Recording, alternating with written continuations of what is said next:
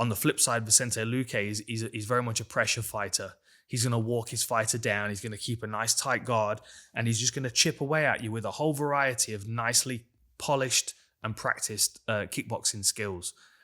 And I think that is, I mean, it's kind of the kryptonite for Woodley, is someone that works at that pace, that is happy to stand and trade and has good, good fundamental basics, good defense.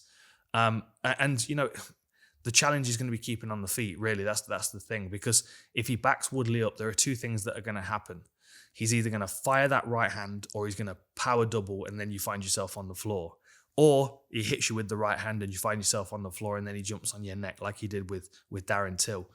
So Vicente Luque's got to get over that hesitation of stepping forward and attacking. And if you think back to the Wonder Boy fights, I mean, that was the problem with those fights. Like, Wonder Boy's a counter striker.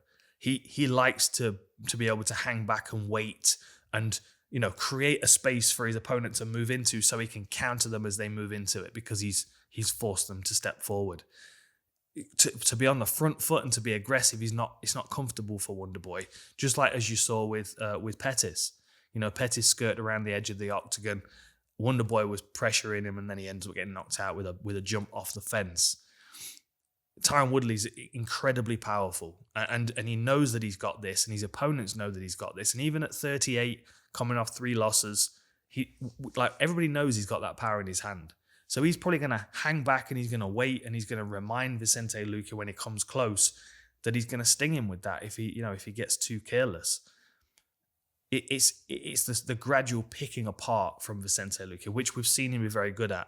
The one that comes to mind is Mike Perry. It was an absolute war, and he destroyed Mike Perry's nose in that fight. It needs to be that kind of fight where Mike Perry's a bit reckless and he throws hard.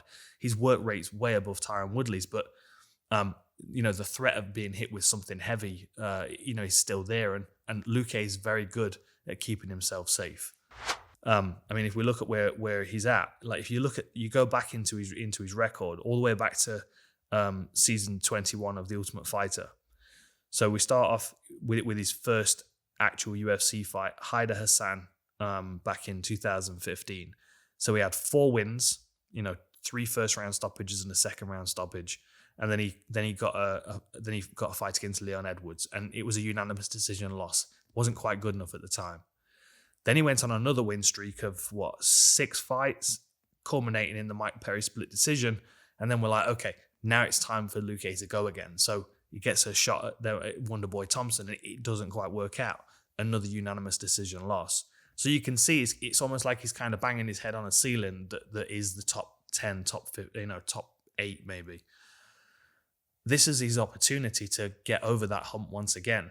And he's in a good place to do it, because he's got the former champion who's on a 3-fight losing streak, that's notoriously a back foot fighter. He's quite timid in his output and his approach unless he's really, really pressured. But if he's really pressured for a consistent period of time and he's not successful, then we start to see fractures and chinks in his armor. And they're the cracks in his defense that Luque needs to work his way in.